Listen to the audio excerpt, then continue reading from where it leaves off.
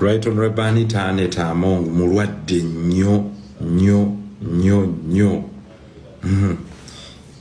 Nyoo.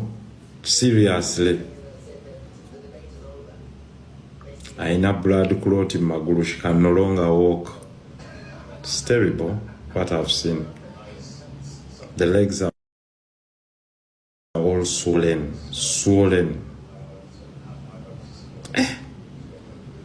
N'ekisa kyalagawa mu nsi. Eri omuntu alina kufuluma funa bujjanjabi. Ffenna tubufunire wano. Obujjanjabi butumala wano. Yes. They have always told us so. So, speaker, ajjanjabi wano. Someone proposed that we had they built a hospital in Bukedea. Yeah, even a stadium. At stadium I'm telling you how big yes. Bukedea had become. Definitely. So someone on X suggested and pleaded to the security bamuleke atwaliwe Bukedea college. Kano kabulesile tukiwagameka bakayisani uncle monitor atwaliwe Bukedea bakajeko ngamenga katoke Bukedea ajjanja bibweyo nengo badde bomulumu obo babwetagisamu abakugudala je bali batujjanjabire wano simanyi but I've always had trust in my government. It provides health services. So let them test their health services. Definitely. Tukakase. Definitely. And so mwecho tibachise sarcastically, but it has to be a wake-up call.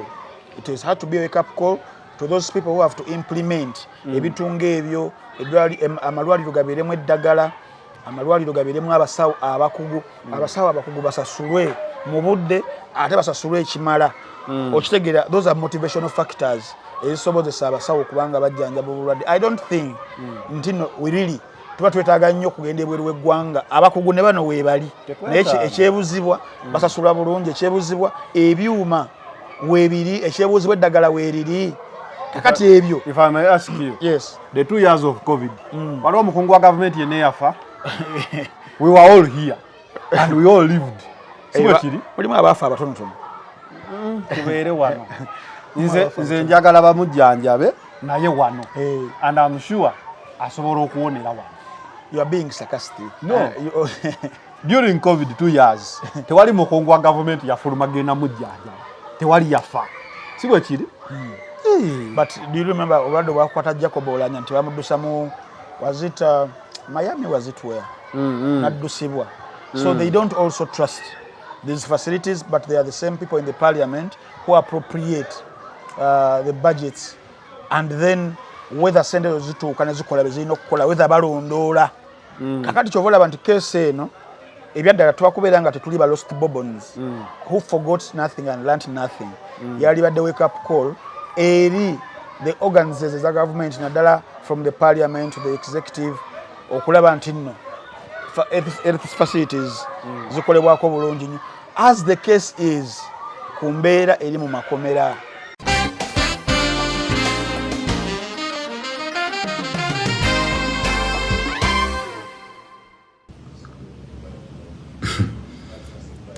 Kwegamba eno Lukwago bamugigganya lwabutakola nabo abakoze nabo babanyize. Kino nno kibeere kyakubuulirira eri abantu bangi. Yeah, that is true, Sanyo. I think that kind of card Nsereko gyagala okupuulinga yes etegeerekeka nti oli mukwano gwe but kubaka bayagala obuweereza I don't think it bajja kusoma script ewe but there will always be someone who will do the job and whether the ending ejja kubeera similar, whether the script is still similar, but still there will be always that someone ajja okukola the donkey work and their ending eyinza okusigala nga yeemu ne zino. Kyakireetera abantu abo abakoze byonna febe tulabanga abakoze byonna obuze bw'obusinga.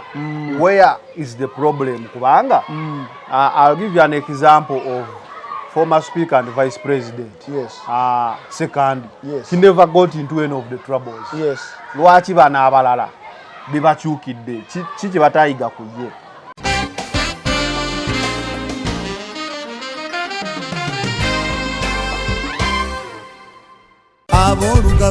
ekifuba kikulemeddeko kikusiiwa kiraakira tekikutuka obussa bubi naawe alina ssenyiga nga takuggwako kozesa lugave cough and flu syrup ate gwalumizibwa ulcers nga zikuyisa bubi ofuna ekikeeto oba gaasi mu lubuto gwekozesa lugave ulcer syrup musange mu pharmacy ne drug shops zonna lyakakasibwa National Drug Authority.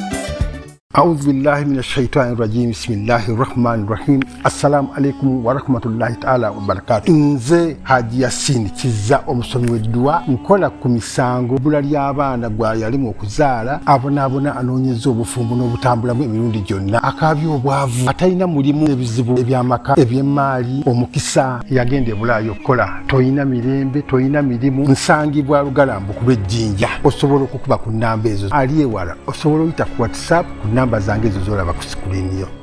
Focus 360 the final channel kwoli nga bulijjo tubeerawo ku bantu wa updates. Of course every Tuesday tubeera ne wine Frank Balkeza Frank Ntambi mu in focus with Frank Ntambi we tubeera nga twogerera ddala ku nsonga ezo ze musinga okubala nga mutegerano ku Focus 360 nga bulijjo Frank Ntambi abatulaba leero Erero wanetegekedde buladi. Necho nache kiri tugenda kulumba soko buze kwatulaba. Abatulaba n'abatuuliza tubaniriza ko nyolna ko lwaleero wano we tuli ku A&S. A&S. Era mulaba embere kyusemuko. A&S it's a health club. Osobola okujja n'owuga waliwo swimming pool, osobola okujja no gymming, waliwo fitness gym, waliwo n'omupiira fa baguzannyako kano ka turf. We kali bulungi nnyo waliwo children's play area abaana bajja ne bazannya. Kafo kalungi nnyo kali kyanja. Kali kyanja Komamboga Road restaurant gwayagala okuya ku luwombo oli organic n'emmere of course endala kuzenze ezenjawulo waliwo ebbala wabagala okulaba emipiira World Cup tumulabira wano kakolera ddala 24/7 sauna steam so kubere ngo isamu kamera mpola mpola abantu balabe ajajikwata fira tunagiteekamu. Okay yes abantu bategere akafo kali ku kyanja Komamboga Road jawano no cover namalawo weekend waliwo accommodation yetaliwo yokka Ninge bisigadde nawo omuntu nga yewamba weekend number 1 buli kimu weekiri parking in Sava kale kwegamba mujje A&S Health Club buli kimu mwekiri number 1 stop center Buchimu oyinza okubeera ng'okisanga era chapu okujjawo kubamu ku bakama baffe abamu no watch bo bakujjukiza nti ku mitwalo 3 egya Uganda buli mwezi osobola okusubscribinga nabo kulwa films ezibeera enjogerere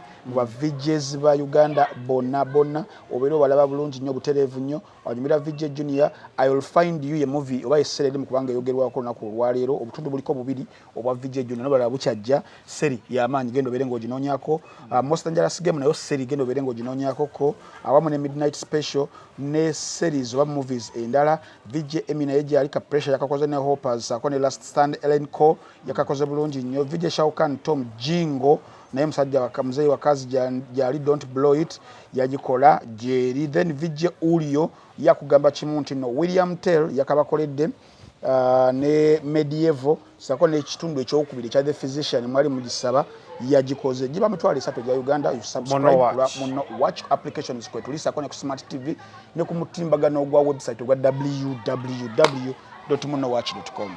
Okay ngabwe jo Lugave Herbal Products omuli Lugave Herbal Cough and Flu Syrup gwa ina senyiga mino jikusiwa sinuses kumacha ekifuba tekikutuka kwesa Lugave Herbal Cough and Flu Syrup ate bwa ulcers bloating heartburn byonna byonna ebyo ebikwatagana ne ulcer okozesa Lugave Herbal Ulcer Syrup abantu tujja kuba tubogerawo mu maaso.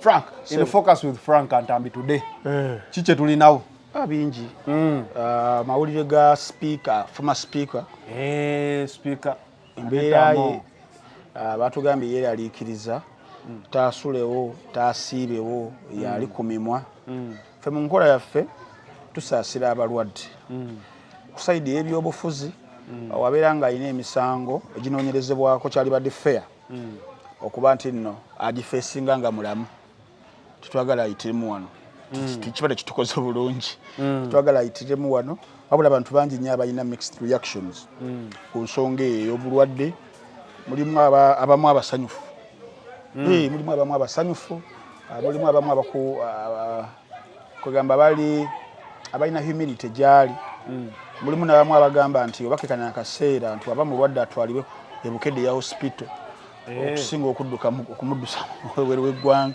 n'abaleesemu ebyerubowa facility y'erubowa nti Joel Ssennyonyi yagenda kugenda okudisupervisinga naye yalemesebwa kwegamba issue eri awo nti abakungu ng'abo ab'amaanyi abalina nakasente okulwala ne baddusibwe bweru w'eggwanga mu kaseera kano ate nga batugamba ebyobujjanjabi babikozeeko era tewali nsonga waki muli ku opposition owebale nnyo n'abamu abagamba nti ali mu kupuulinga kadi ya sympathy mulimu n'abagamba so tugenda batubitunuulira byonna mulimuko n'ensonga za Joel Ssennyonyi olunaku olwajja amawulire gafulumye nti ekibiina kya PLU omukulembeze waakyo yayita mu akwanaganya emirimu oba yali SG Secretary General Kabanda nti ateeketeeke okuba nti nno baleeta etteeka mu Parliament Parliamentary Administration Act bagikyuseemu okulaba nti leader of opposition alondebwa ba opposition bonna abalimu basobola okubeera nga Joel Ssennyonyi bamugjamu ekibuzo ekikulu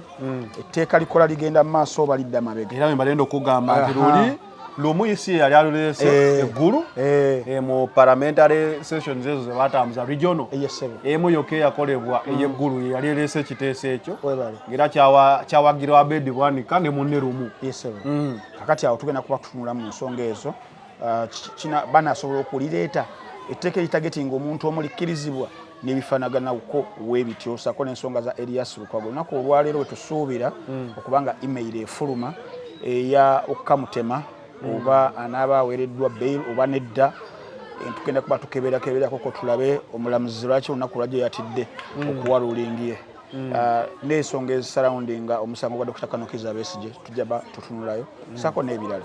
Okay, tutandikire ku speaker. Yes. Former speaker Anita Mongo. Twalabyeko obutambi obutambula nga Muhammad Nsereko. Akukuluma.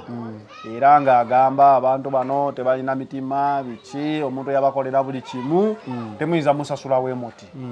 Surrounding za Anita Mongo ground zasabirako okwagala okufuluma. Lwaki olowooza akyalemeseddwa ng'ate n'ensonga ze tezituuka mu kkooti? Ekisookera ddala mwezi nga gumu gwali very tense mabega ku nsonga za Anita Mongo okunoonyereza ku misango bo gye bagamba gye bamuvunaana egy'okukozesa obubi ofiisi okulya enguzi okugamba n'ebirala. Bannayuganda abasinga nali soma olupapula lwali lwa Daily Monitor ndowooza wiiki singa bbiri webagamba nti okunoonyereza kwali kuweddenga n'omukulu baamuweereza ebisigadde bibeere bibye step eddako yabagikolinga yabagitekinga step eyo nno nga yali ey'okugenda ndowooza mu kooti ne tulowooza nti nno awo kale byali biwedde. Now amawulire amalala ne gafuluma tumanyi nsonda oba zaali zeesigike zaali zigamba nti yalibanga yasonyiyibwa. Awo tetwategeera bulungi oba ddala yali yasonyiyibwa oba ensonga zaali zikyagenda mu maaso. Awo wennyini yabadde wiiki ewedde nina omuntu gwe nali njogerako kuko naye awo naŋŋamba nti waliwo akafubo ke baabaddemu n'alaba ku mukyalo oyo naye nga yateebwako Uncle Monitor. Uncle Monitor kano ke basiba mu firimu. Uncle Monitor akalondoola waward naye omuntu Franka totuvuga speed soko nyonyola atulaba.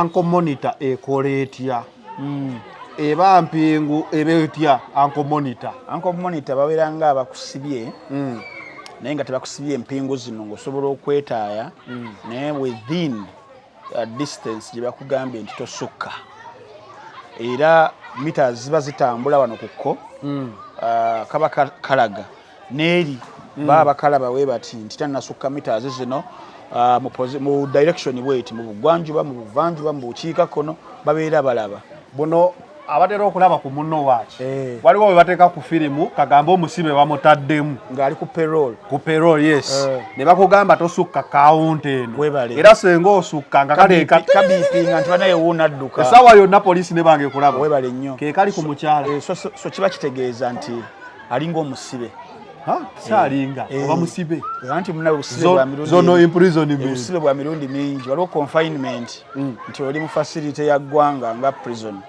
waliwo n'okusibira ewaka house arrest waliwo n'okusibira mu area kugamba jurisdiction geographical gundi ngonzo butagisukka kati obusibe bwa mirundi miki janjawulo mukko kati yali ku busibe obwo obulina okubanga bulaga bali kitasusse wano probably utasukka Kampala maybe simanyi bulungi nnyo kye bamuteekamu oba kye bamukugira ne baliwo yagampaako kaawo nti akalina era waba olumu abadde ng'ava waka ng'agenda mu ddwaliro emulago kuba nti embeera y'obulamu bwe bali byabingambako ndowooza wiki ng'emu embeera y'obulamu bwe ebadde esaana okuba nga visitinga abasawo kakati ekisinga okwebuuzisa nti waba abadde avisitinga abasawo nga kituufu ku mulundi guno lwaki amawulire gavuddeyo okuva mu bamu ku ba confidants be that is honorable Nsereko okuba nti ndo gali aswaring ku mbeera egyalimu kitegeeza nti maybe balaba nti embeera gyalimu attention ya oy'obulamu tebusaana kukolebwako wano ate nga n'Nsereko oyogedde anko monitor nenda abantu akatambi ka Nsereko kalaga azimbye amagulu nga abantu bana balonda katugambe obusolo bw'eggwanga okasiba omugwa ne gukayingira ne kazimba ekigere kyekyo anko monitor sokwanga yavuddeko obuzibu simanyi njakwongera okuwanga mbuuza ku basawo wabula kyenanoonyerezaako ekitono obulwadde obwo nti omuntu wabeera alina blood clot mu magulu usually bupointinga ku condition emanyiddwa nga deep vein thrombosis DVT DVT eno it occurs nga omusaayi the blood forms a clot inside muli munda a deep vein most commonly mu magulu eyo DVT okitegeera era muzimu ku symptoms ndowooza omukyala zayinza okuba ng'alina mwemuli okuzimba okwokugulu bwa amagulu gombi you get that swelling okitegeera ofuna obulumi that pain tenderness ebeeramu warmth around the affected area ng'owulira ekibuguumirize awo wenyininyini awakuluma omubiri gusobola okufuukuka skin nefuuka myufu red or discolored skin and also difficult mu kutambula era nga weyagambye Nsereko nti n'okutambula kwe kuyinza okubeera nga kwafunyeemukko nga tasobola kutambula tasobola kubeera nga akolaki ng'ava mu kifo olumu osobola n'okufuna obulumi mu kifuba chest pain severe chest pain olumu n'obuzibu mu kussa shortage in breath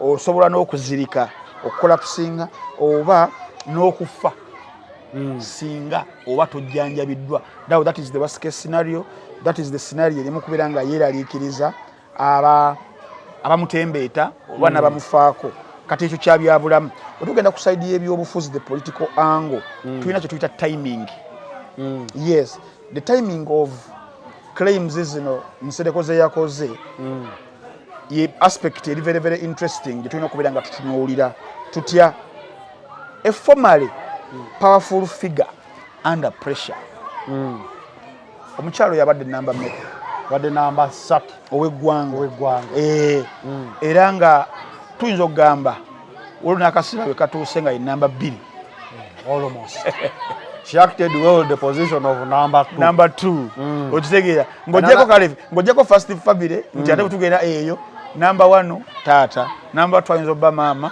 namba 3 nga mutabani namba 4 nga muganda wa taata okitegeera naye bwetugenda akantu namboze ke yabadde abuuza Bizondo ti mu Uganda ni namba 2 oli n'awaayo vice president n'agamba in case oyagala meetinga president ne bakugamba meetinga namba 2 ono oba meetinga muwala oba mutabani we olondako ki kyegambye ansa yatulemye tebalemye yabadde obvious obvious and clear ayo namba 2 eggulu namba 2 eggulu naye amanyi okuba mu namba 1 olumu nedda namba 1 takkiriza kasitaba nga akyassa ebifo babikyusa tu olumu kusinziira olwa kasale fa tugenda mu kalulu nga namba 2 ye dota nga te muganzi nnyo nga bweyagala okulaba taata dota ate g'olina okulaba mu kaseera ako okuba ng'oyanguyirwa ekya namba 1 kyo tekikyuka namba 1 takyuka naye olumu namba 1 ndowooza akkiriza n'agendako mu ndobo namba 2 eyeggulu ogenda olabanga emmotoka zonna zitunulayo abaagala obuyinza bakola ki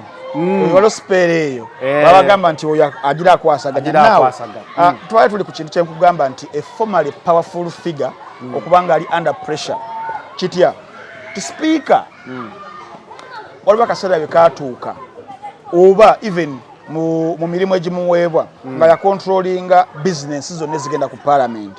That is number 1. Nga ina significant influence eriba MPs bonna nga mulimu na opposition. That is number 2. Njagala nkulaga amaanyi nga closely awo nga ali associated with the ruling family oba establishment wenjo okugiyita kakati reports ezivaayo olunaku olwaleero basebo ne banyabo nga kigambibwa oba sina kigambibwa twabiwulira twabiraba nako amakage okubanga gasaakingibwa agatali makagamu agatali 2 agatali 3 agasukka mu kaawo ne gasaakingibwa ogamala okusaakingibwa wabeerawo ebintu ebiboyebwa biba confiscatinga omwali n'amamotoka omwali n'emmotoka eya biliyoni 3 mu obukadde 4 Rolls Royce yava emukuzaavaako obuzibu ennyo tebakomaawo security arrangement y'omukyalo oyo ne bagikyusa akondo kakulu ndakaddiramu kaawo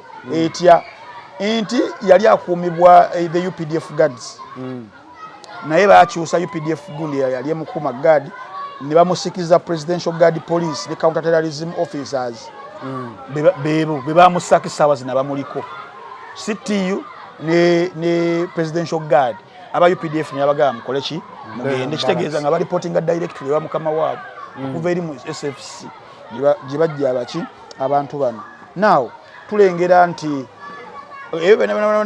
nga biri awo ebyaddala kitegeeza omuntu amaanyi bakuggyemu fuse bakufudde ow'ebigere bakufudde owa bulijjo otugenda ku corruption investigations abantu abasinga ze beebuuza nti ezibeera zaakolebwa then what next eyo no question nnene nnyo kuba tuli mu uncertainty baamusonyiwa tebaamusonyiwa otubeera nga ensonga eyo zakwata ku ggwanga lyonna nga tunagenda mu due process ya court nga waliwo ensonga zino ezijja amangu ez'abalukwawo nga babayisa mu bitooke mangu kakati now that kind of uncertainty yeyina okubeera nga nayo escrutinizingibwa awo naye mu bigambo bya Muhammad Nsereko alina ebintu byayogeddemu ebyokwefumiitiriza by the way weyagambye nti embeera eri mu kuyisibwamu maama Anita Among okubanga abadde highly influential nga yemukusomedde nga quote in quote abayiriddewo omubiri how she did it could be a discussion for another day okuba nti ali mu kaseera kano ng'alwanirira bulamu bwe ng'asobola n'okufa n'agamba nti kigenda ku losing trust mu ba future kuyiwawo omubiri abalala bayinza okujja ba collaborators wabula tukkirize tugaano batujjukire we have seen it before but do you remember the story of the lost Bourbons who learned nothing and forgot nothing tulabyeko abantu bangi nnyo abazze mu kifaananyi ng'ekya Anita Among abayiyeewo buli kimu kyonna and their ending almost has been the same bakuba Gilbert Bukenya wabalabako Kale Kayihura wabalabako Jennifer Musisi wabalabako abamba endings in even much worse situations but then Anita Among na dwelling in the same script kitegeeza even if the worst case scenario comes to her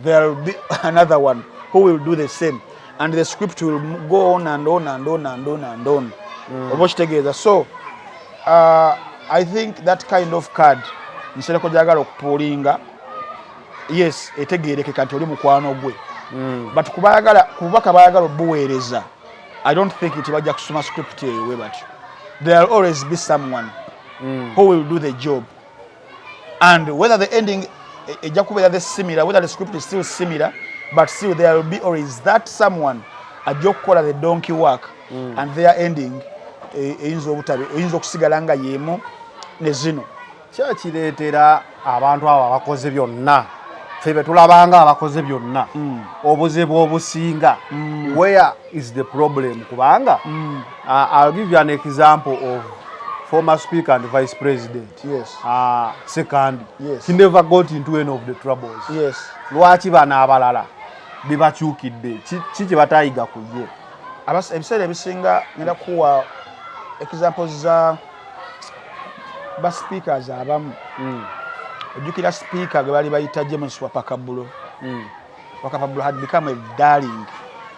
When he became a darling eri abantu nekimuleetera okubeera targeted and na causing a threat nti bamusuubira maybe singa okwagala kuno okusukka wano maybe ayinza okufuna ambitions ezisukkawo awo and I don't know how targeted he was but story yavaayo nebyaddirira tebyali birungi ku that one when Ayume came in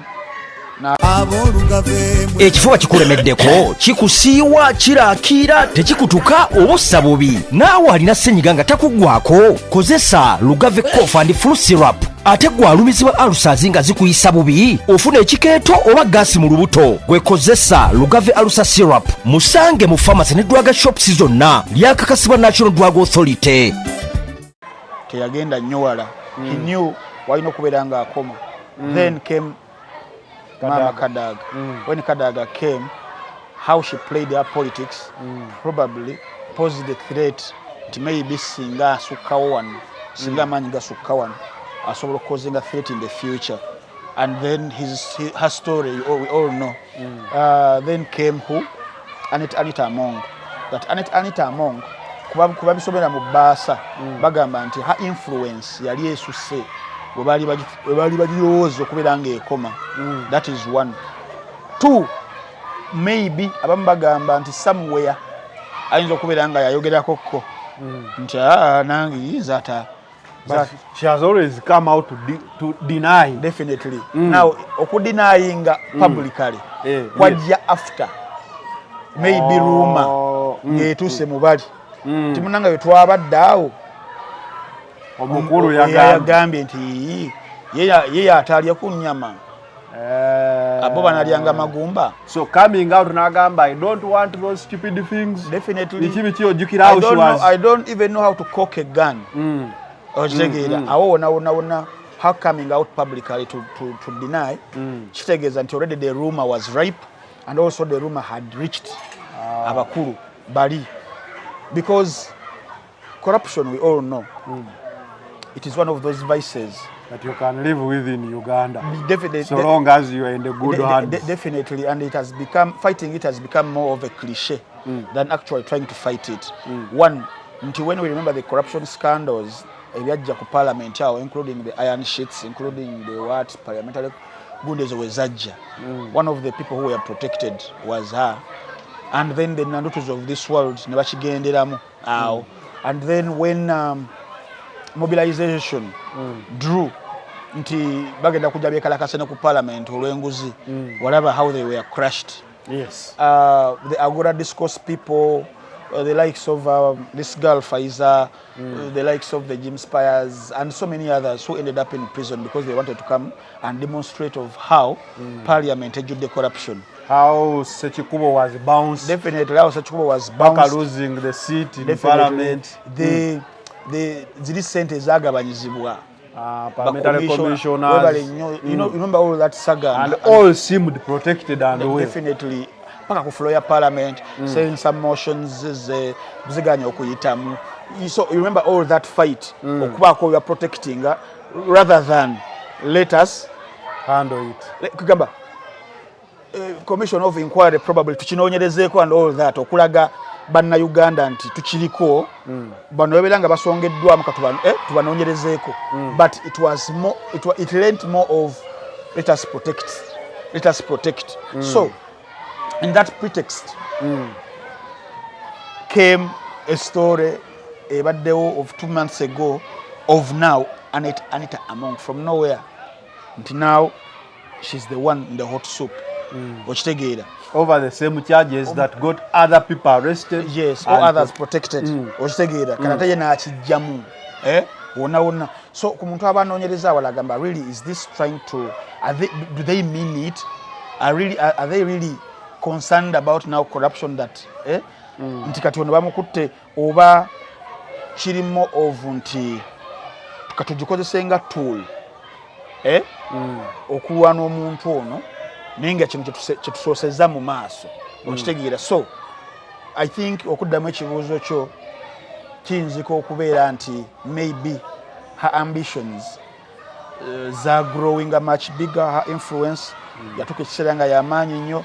Imagine someone, a speaker of her magnitude, nga ina influence house yonna, both the members of NRM and also some members of opposition. And also, do you remember the motion that almost was brought, the bill eyokulonda president nga bayita mu parliament. Yes. Do you know who was behind it? Kakati tutugamba nti osomera mu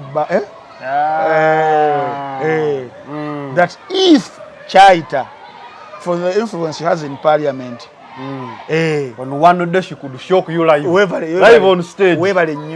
And also the second thing, that she had accumulated a lot of wealth, a lot of money. Mukaluka speakership, I heard that she spent over Mukaluluka sake. People even got scared. Olabanga tayebwa agamba zine sente sizirabangako, olaba kadaga tazirabangako, then ani yali azirabyeko mu Uganda.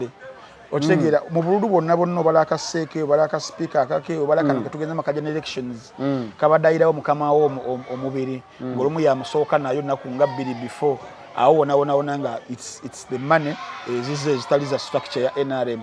Okitegeera kati omuntu ngoyo nga alina sente nga alina influence wasukka waawo, what would be the watuba tugambye tuno number yabadde literally number 2 oba literally number 2 kati ya opposition eddakaawo gyabagenda okwegezaamu kose banambemu era ebannambemu. So mu byobufuzi Machiavelli yatugamba, Machiavelli, there is a book, I'm forgetting the title, oyagamba nti abantu bowambye nabo nekiba kyetagisa kubasalako emitwe obasalako emitwe nga mwakafuna obuyinzi, kubanga yabagenda okukola kina okusalako omutwe. Kati mu byobufuzi biseera ebisinga bagamba totaking any chances. So maybe they never took any chance kuye, and now this is the situation gyetukola ki gyetuli mu kubeera nga tulaba. Now ekyokubiri ndowooza mu nsonga eyo gyetulina okubeera nga tutunuuliramuko still kyekyembeera y'ebyobulamu. Wetwogera ku nadegamba the International Specialized Hospital ya Lubowa gyetwali twagamba reducing ku number of Ugandans traveling abroad for the expensive medical treatment.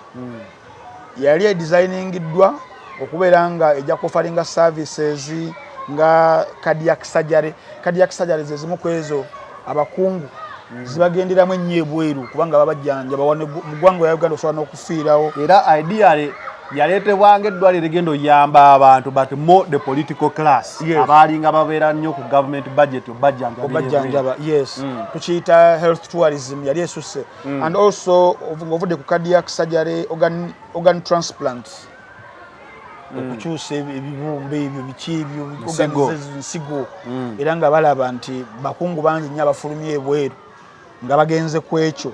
Tuba tukoze Lubowa tusobola okubeera nga sente tuzisavinga nga tubalina wano. Kati tulina ekirwadde kya cancer treatment. Ogenda ku Cancer Institute wano gye tulina, it has been overwhelmed, abantu bangi nnyo ate bikozesebwa biki bitono. Okitegeera wetugenda ku kya neurosurgery, orthopedic surgery ne other advanced diagnostics, nga idea twagirabanga it would be a bit sensible, but unfortunately, even if I ask you now the status of that facility, oyinza kungamba kyesaawa zino, like no one knows. And at one time the MPs got blocked. In 2019 the Parliamentary Health Committee baba denying access to inspect the site, and also in 2024 February MPs that were led by Joel Senyonyi were prevented from entering the construction site by security officers. From 2024 February up to saawa zino tuli mu June 2026 we don't know ddala kiki ekigenda mu maaso but at the expense of whose money? Of course the budget and that is the taxpayers money sente zaffe okitegeera but we really don't know what is really happening kyova olaba nti kati enduulu Nsereko gyali mu kubira munneewe which is understandable anyways yakubira nga afulumizibwa mu ggwanga nze ng'omuntu kyabuntu nti nsaasira omuntu newabeera nga simwagala naye ng'alimu embeera y'obulamu mba njagala oyagala ajjanjabibwe wabula it could also cut across ku balala essaawa zino tuli ku musango gwa teriyo omuntu alina kufuluma funa bujjanjabi ffenna tubufunire wano obujjanjabi butumala wano yes they have always told us so speaker ajjanjabwe wano someone proposed that we had they built a hospital in Bukedea. Even a stadium. Stadium Mulwadde beyamba ki? I'm telling you how big Bukedea had become. Definitely. So someone on X suggested and pleaded to the security bamuleke atwaliwe Bukedea college. Kano ka bracelet ke wagambe ka bakayisani uncle monitor atwaliwe Bukedea akajeko ngabenga katoke Bukedea ajjanja bibweyo naye nga obulwadde bumuluma obo oba bwetagisaamu abakugudala gye bali batujjanjabire wano simanyi but I've always had trust in my government it provides health services so let them test their health services definitely tukakase definitely and so mwekyo tibakise sarcastically but it has to be a wake up call. It has to be a wake up call to those people who have to implement ebitunga ebyo amalwaliro gabeeremu eddagala amalwaliro gabeeremu abasawo abakugu basasulwe mu budde ate basasulwe ekimala okitegeera those are motivational factors ezisobozesa abasawo kubanga bajjanjaba obulwadde. I don't think nti we really tuba twetaaga nnyo okugenda ebweru w'eggwanga abakugu ne bano weebali naye ekyebuzibwa basasula bulungi ekyebuzibwa ebyuma weebiri ekyebuzibwa eddagala weeriri kakati ebyo. If I may ask you, yes, the 2 years of COVID waliwo omukungu wa government yenna yafa we were all here and we all lived sibwekiri mulimu abaafa abatonotono tubeere wano nze njagala bamujjanjabe naye wano and I'm sure asobola okuwonera wano. You are being sarcastic. No. During COVID 2 years, tewali mukungu wa government yafuluma genda mujjanja. Tewali yafa. Sibwe kiri? But do you remember obulwadde bwakwata Jacob Olanya nti bamuddusa mu was it Miami was it where? Naddusibwa.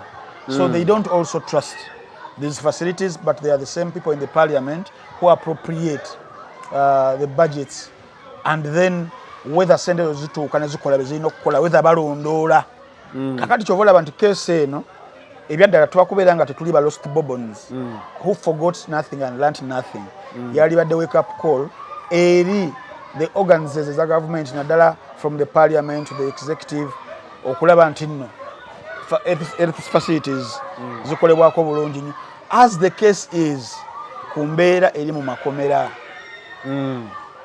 you can be because bintu bibiri nnyo bintu bibiri tebyeri wala mu bulamu bw'ensi ekyobulwadde okulwala teryakiyita nekkomera teryakola ki teryaliyita but sometimes abakungu bano beerabira tomorrow you're going to be the victim, tomorrow you're going to fall sick of an illness ey'amaanyi but are you sure nti no mu area muwangalira mulimu eddwaliro musobola okugenda n'ojjanjabwa? Are you sure nti obeera ofunye akabenje ku luguudo oli kilometers 4 okuva eno waliwo health center obasobola okuddusa ne bataasa obulamu bwo?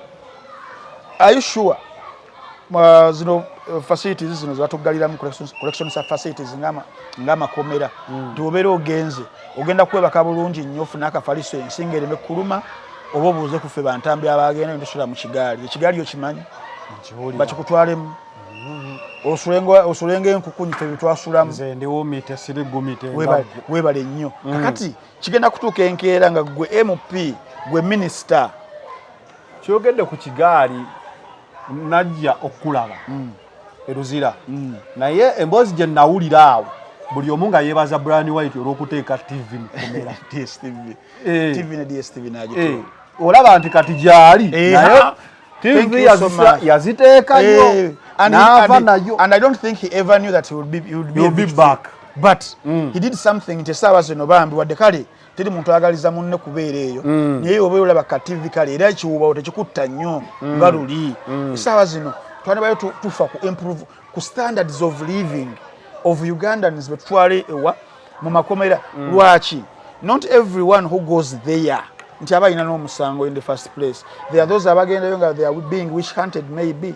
Okitegeera sometimes it's a holding facility okusobola okunoonyereza without interference. Definitely. Naye nga tekitegeeza nti gukusinga kyokka leero baani bagamba tolina musango but they have held you ng'olenda oli mu kibonerezo. Kyova olaba tugenda ku era nga tugeze mu issue ey'okubiri mangu nadde girabiro gikugambamu eya muganda waffe Tabs yakwatibwa olunaku olwajjo yateereddwa nga almost amazeyo week number ku CPS wabadde nendaba ku bbeiro ye ne bagiteekako kaawo omusango gwamuguddwako simanya afulumya information simanya gyatalina kufulumya webityo. Now mu issue ya Tabs amawulire agali surrounded ku yo nti bondi eyo bamuteereko conditions ezo okuli okuba nti yeesonyiwa omutimbagano naawe kuba kulinyirira ddembe eryo freedom of expression and speech. Lwaki nti wetuba tukkaanya nti noffe mu constitution yaffe toba na musango okutuusa nga gukoze gutya gukusinze kati nze wobeera ompadde bond ng'omusango tegunnansinga ate n'olabika nga agunsingisizza already ng'obaako byontangira ekyo tezikkirizibwa kiri very unconstitutional.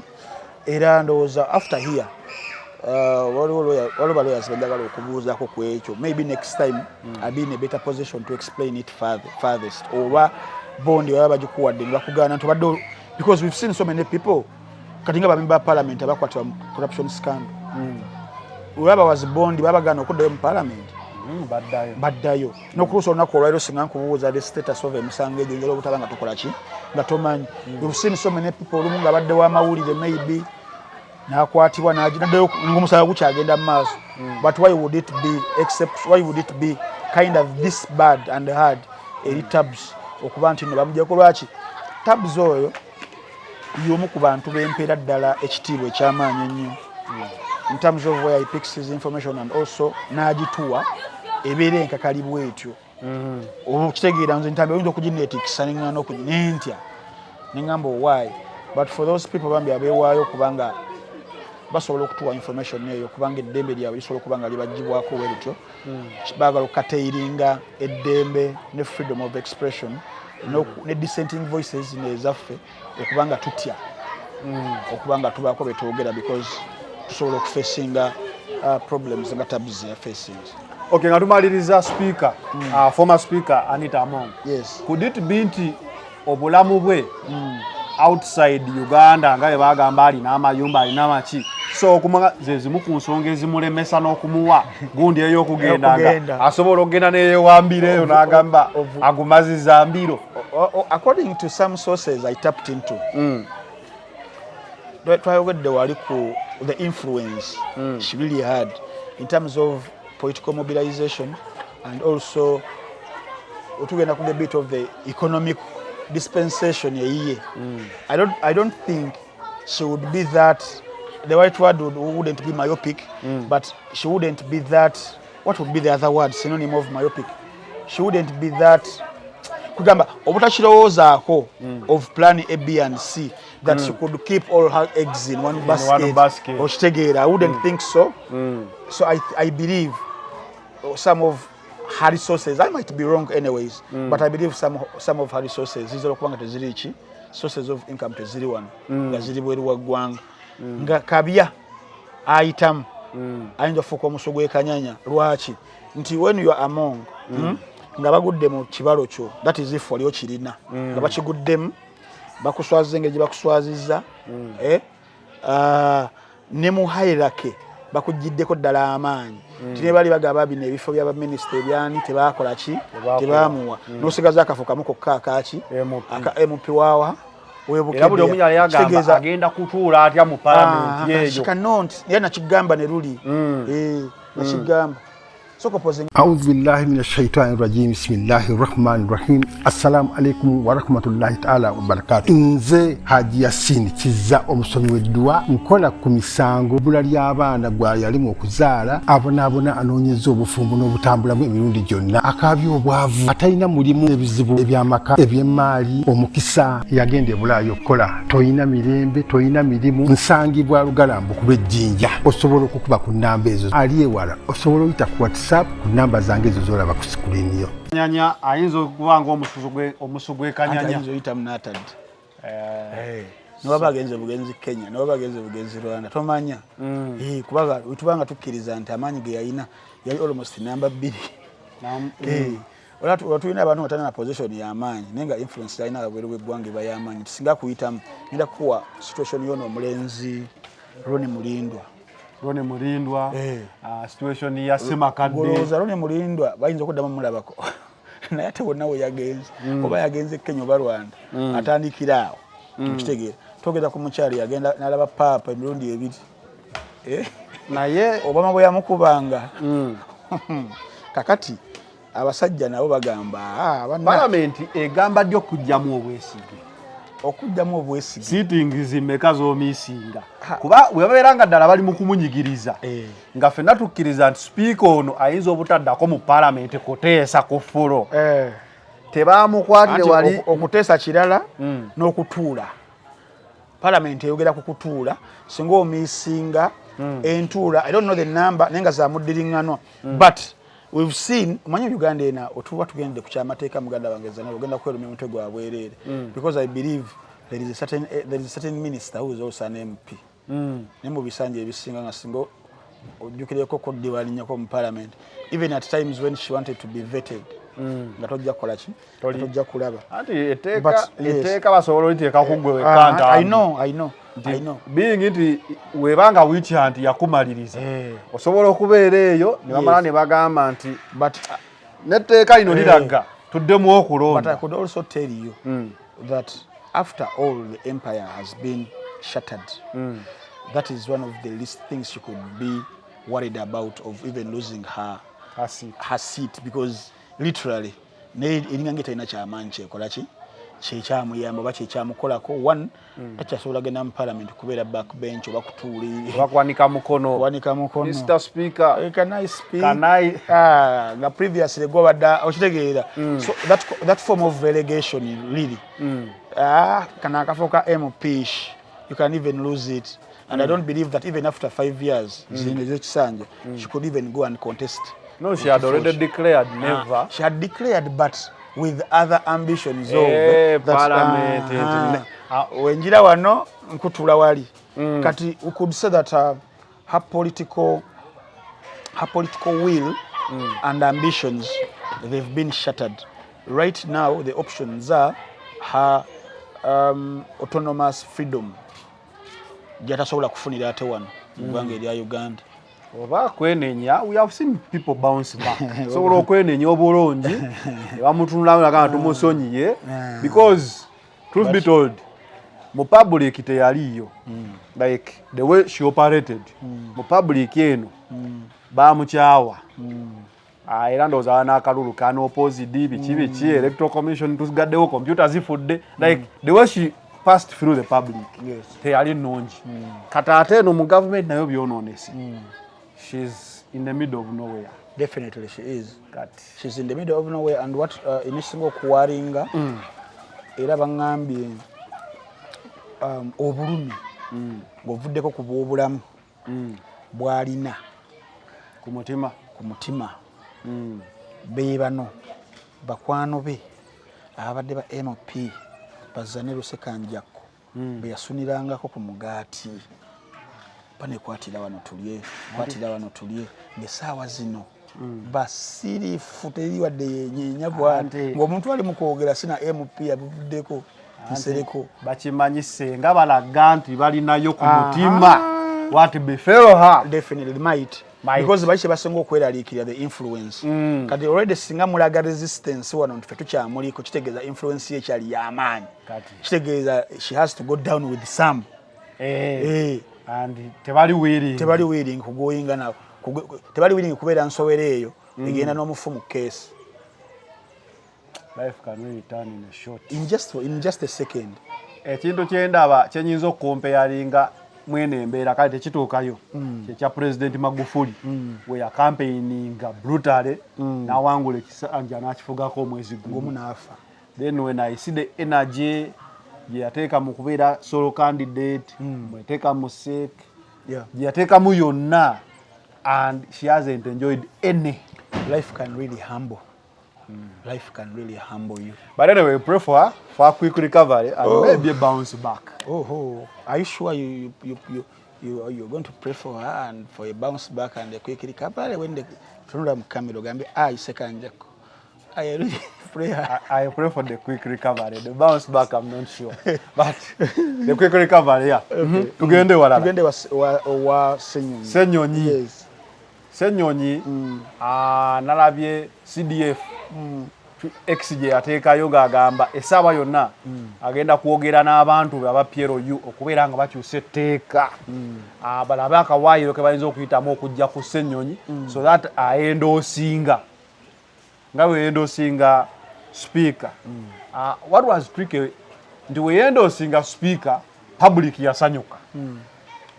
Ndowooza ffenna tugamba maybe bwe kirina okuba we yagambye okwendoosinga Ssenyonyi that is when tables turn. Gamba kale wali ku speaker twakukkiriza naye ku leader of opposition we are not happy. Naye ate PLU si party mu parliament oba mu politics but it has influence okusinga omanyi nti a PLU member can now scare an NRM member era oba mwogera wa PLU n'ayogera nga oliwo enyale PLU bana ab'omunju kati obeera nga oli just NRM nga not PLU kikubeerera kizibu oyogera bitono mubeera ba mu lujja yagamba banno okuba mu lujja ndowooza yagamba Mao should not enter the bedroom. Allahu Akbar subhanahu wa ta'ala. Bintu bikyuka. Life can really happen. Tugenda. Now according to sources zigamba nti PLU ijo badoyogerako eri ready okubanga building up the amendment in proceedings of parliament to stop okulekesa a big opposition party in parliament from appointing a leader of opposition. Kubanga ekibaddewo leader of opposition abadde alondebwa wemba mugenze mu kalulu ekibiina ekibadde ekyokubiri kyekibeera opposition, so leader of opposition president party wa principal w'ekibiina nga ya appointing n'alonda omuntu oyo n'amuteekayo amu symbolizing wali mu parliament. Yes. Now propose eyo singa ebeera considered nga kyebagala really okukola it was going to raise a number of constitutional and parliamentary law questions zetugenda okubeera nga tutunuulira. Constitutional and parliamentary law questions. It is most importantly ndowooza ekigenda okubeera nga kitunuulirwa is to will we be able to distinguish between political intentions and what the law actually permits. What are the political intentions? What General Muhoozi and the PLU want to achieve their political intentions. That Yoweri Ssenyonyi olina omumwa omunene oyogera nnyo otufuukidde akayinja k'omungatto tukwagala ove ku kifo ekyo kyaka kyekikuwaki kyekikuwa amaanyi. So those are the political intentions, but etteeka ligamba ki tolaba nkugambye we are going to see it is going to raise a number of both the parliamentary and constitutional law questions. Zitya otugenda ku the office of the leader of opposition, people should know that this is a constitutional office, that the leader of opposition, the law, it is not simply a political appointment created by party preference. No. The office, a leader of opposition, is recognized under the laws governing parliament and is intended to facilitate what we call multi-party democracy era otugenda mu the relevant legal frameworks mwe muli tuba tugenda kutunulira constitution y'eggwanga nga bwegamba tuba tugenda kutunulira administration of parliamentary act yenakugambye wali mu kusooka ne rules of procedure of parliament of Uganda okitegeera now wenakubuuziza wali who appoints the leader of opposition tugenda mu act the administration of parliament. The leader of opposition is nominated by the largest political party or organization in opposition to the government in parliament and appointed by the speaker. Kitegeeza nti the president has no constitutional role okulonda leader of opposition. Cabinet has no role okumulonda. Parliament sitting as a whole does not elect the leader of opposition. And the majority party, which is the ENRM, cannot choose the opposition leader.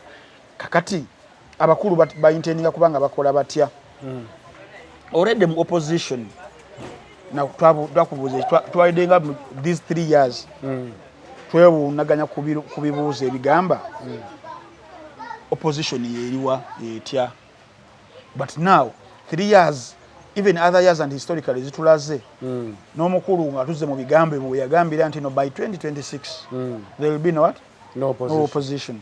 But we are seeing opposition groups which are not NRM nga weziri. Now, otugenda kibiina ku kibiina ebyayisaamu ababaka. National Unity Platform, we all agree and believe it is opposition.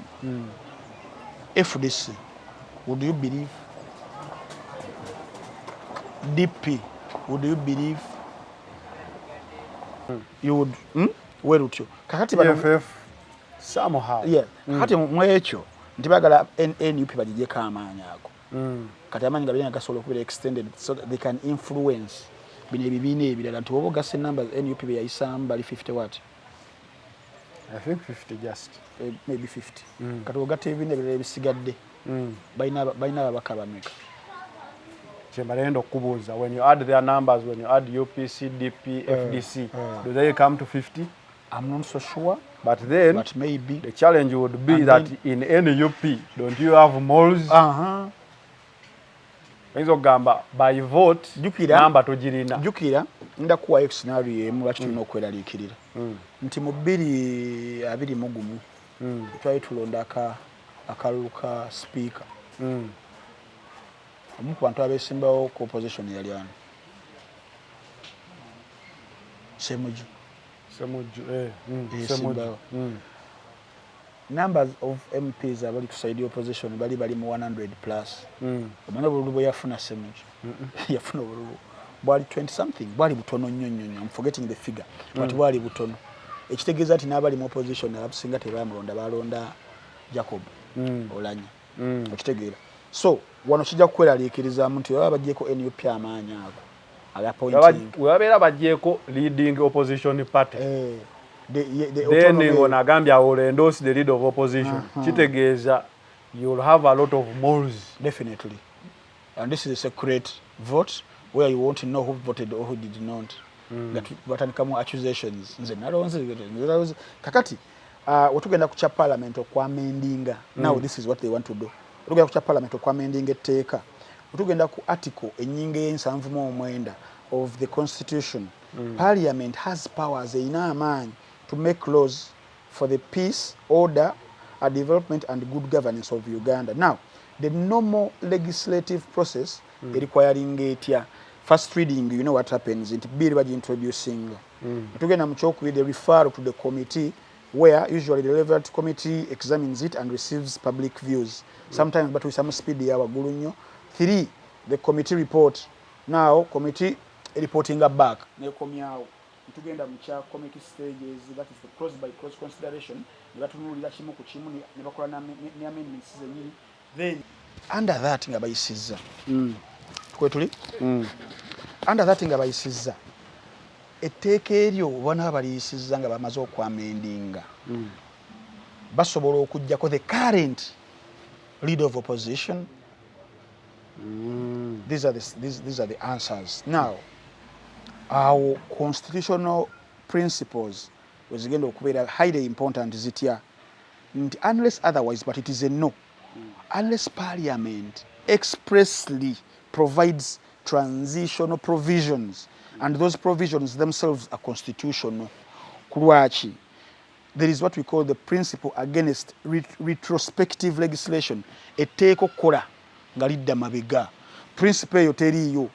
Ugandan law follows the common law principles etugoberera that legislation is presumed to operate prospectively mu maaso likola ligenda mu maaso rather than retrospectively nga ligenda mabega. Okitegeera kiba kitegeeza nti a law applies to future situations unless parliament clearly indicates otherwise. Ate nga ne otherwise yaayo erina okubeera nga eri constitutional, which might need a referendum. Ekiba kitegeeza nti woba abayisiza still balina okulinda ekisanja eky'emyaka 2 ekitundu egiweebwa current wanaaliko. Naye singa liyisibwa nga in pretext bagala kubanga batagetinga Ssenyonyi, it will be very unreasonable and procedurally it will be very unfair and contrary to constitutional governance. Ekiyinza okubeera nga kikola ki nga kibazubuwalira saako n'amateeka ag'engeri agaleetebwa kubanga gatagetinga omuntu omu era gamala ne gachallenging mu constitutional court those laws that they consider arbitrary, that are considered discriminatory, that are considered an abuse of legislative power and inconsistent with constitutional democracy. Gaddayo ne gakola ki tubulaba nti mu tteeka liri libatusibiramu ffe era computer misuse baddayo ne bagamba baali batagetinga bantambi battu lwaki tekikwata bano okitegeera. So as is unless otherwise, but it will be very very very difficult naddala mu kutaganjula obuwaayiro here and there okuba nga lisobola okujja nga ligenda kukolera ku Ssenyonyi liba lirina kulinda ne likola ku future situations. Telisobola kubeera nga it is a way ey'okuintroducinga mu parliamentary system mu ggwanga nti banaaleeta kano government jumps in egambe byonna katubitunulemu. Running a business because you want to vote the leader of opposition and not vote the prime minister. They're on the same ground nga ekibeera. Kisoboka okubeera nga we might be transiting into parliamentary system. Nga kano kabadde kanyeebwa tebayinza okuleeta ne bagamba kabuzaabuza naye kati mu kisanja ekiddako tudde ku parliamentary system Probably. nga prime minister alondebwa n'ono alondebwe, which paves the way for probably. Tunula yeyo in focus. Yes. I believe the parliamentary system eyo lwakuba the issue gye mbadde nnina lwaki tusoose wali ne wa mama Mungu nti eyo byonna byonna nerina etteeka lye tuli mu kulaba wano lyali lirina kuyita wali erya opposition lumu lyali lireeseeko eryo nga temwe mwali n'eryokulonda anida liri okulonda president mu parliament yali ddala neddo teryalaba ku lunaku lwa njuba baali kubirirayo ddala eri teryatuuka eno naye the parliamentary system may be saawa zino being nti no who is in control of the house nti wasaidi yaabwe ebintu ebimu nga balina kubiyisiza eyo boteesumbuwa nnyo n'abantu eno maybe eyinza okubeera because I don't really believe for the brains I know eziri awo ez'abakiri oba kiwanuka the legal brains they have there that they would really bring something like this targeting someone nga bamanyi tekigenda kubanga kikola but they would bring it nga kiri deceptive for us to think maybe they are targeting Ssenyonyi yet they know it can't work retrospectively but okutuukiriza kiri kyogambye ebinaabeera mu future bibagala okubeera Ssenyonyi abaddeko emyaka 2 before 2 kitundu ne gino I don't see him going for 7 years. Of course not. Definitely next term he will be the longest serving king of opposition ever. Abasuse emyaka 5 ekisanja so yinza okulaba nga kayinza oba ka strategy kakutuyingiza mu parliamentary system nga bayitiddeko ku mugongo nga tumalize naki tumalirize ne olutalo lwa saha Bebekulu Jenkins Mukosi abantu bali agadde odutegeerako abantu balwagala n'abalabyo nga bubuuza ebibuuzo naye nga weekweka gwe weebika enkofiira kyalomu n'omulekayo mbugwe towulira bibyawedde bitya twatandise olaba amazima ku bigambo bya saha ndaba akatambula ennyo nga bagamba kasukwabuuza Jenkins osula wa maamawo kuye yetasula wo olutalo olwo by the way nabadde ngamba abantu somewhere but not on record, not on camera. Olutalo olwo olulimu mwami Sali ow'enkima munno olulimu entalo mu bayimbi paka tono olutalo lubadde nga mulimu mukwano gwo gye mwesisinkana mu kika Mami Sali mulimu Mansour Semanda wabeddira ki kati oluze ne bateekamu n'abamawulire Mwami Sali oluyimba lwe yakuba Kakebere mwe yalumbira abantu ab'enjawulo abayimbi era babalabye nga ne bamuddiza Alien azaayo omuliro Wabuya azaayo omuliro and all that. Nze mu assessment yange there is no industry omutali bintu bifaanaganako weebityo, and sometimes bibeera tools and vehicles maybe even to move the product called music. Sometimes you can even have good music but when the vehicle nga tetambula n'asigala awo okitegeera. For example eyo EP ya Bebe if Kakebere teyahitinga ku punches kuba n'abantu people would not notice definitely it would just be a passive song. Otogera ku basajja aba mastering akatabo setting oyo mu setting netugenda kumaliriza otogera ku bantu aba mastering akatabo ka Art of War music Bebe kuli omu kuba kawandiika n'akasoma yasalawo olupapula kiro yagala okubeera nga akola ki nga ayuzaamu nti even n'oluyimba lwe twogedde it was intentional okuhiitinga bino and he knew that it would create backfire. Bajja kukola ki bajja kumuddiza. So I believe wherever he is Mr. Sali is smiling. Some would think kakati atamusajja bamukuba ate biki he expected that and he knows its importance. So in fact kyandi mulumye nnyo senga tebamuzeemu ate ne bali bande badde tebasikowalinze kuba nawo yabawadde ekyokwogera ekyadala industry yaffe eri wansi nnyo eya music. Not in terms of talent, the talent is there, the music can also be there, but the vibrancy, the talkability which we really had is really missing. The arm of the fourth estate in music, which is the media. Naffe biba bitukolera. Oba kitegeera biba bitukolera. So nze mu kyonna nebaza Mwami Sali nti yajjukidde akatabo ke n'akajjamu olupapula lutambuzeko ko omwezi gumu oweebiri okitegeera. However, in doing so there are going to be collaterals. Collaterals ezitya fa abajja bagabattukana n'ogwamu nga tewasoma katabo omaliriza you're going to get exposed. Naye kakati obanga bakasoma omanya nti wenjogera kino kyekigenda ovayo wenkuba ono wano mu kabedo agenda kunziriza wano weewatyo.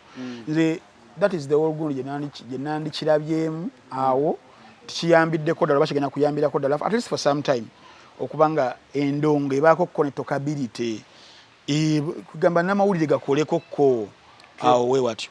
Kale wadde ni focus sinaayo kuyisaawo biva Haji yasinikiza musomi wadduwa gwalina ebizibu ebyenjawulo osobola omukubirako n'akusomera kudduwa biva akoza biva organic and natural health products okukyali kya disenjobe yejali side zaawo emenga akujjukiza nti yajjanjabisa butonde ku ndwadde zonna ez'enjawulo pressure sukali ensonga z'abaami ensonga z'abakyala ez'omu kisenge n'eza buli wamu wonna asangibwa side zaawo masengere ng'oyambuka mu Mukasa Road ekizimbo gyakikuba kiraba gyalifo consultation n'okuwonya n'okujjanjaba byonna bamwise biva organic ku namba y'essimu eri 0752 ye biva organic and natural health products.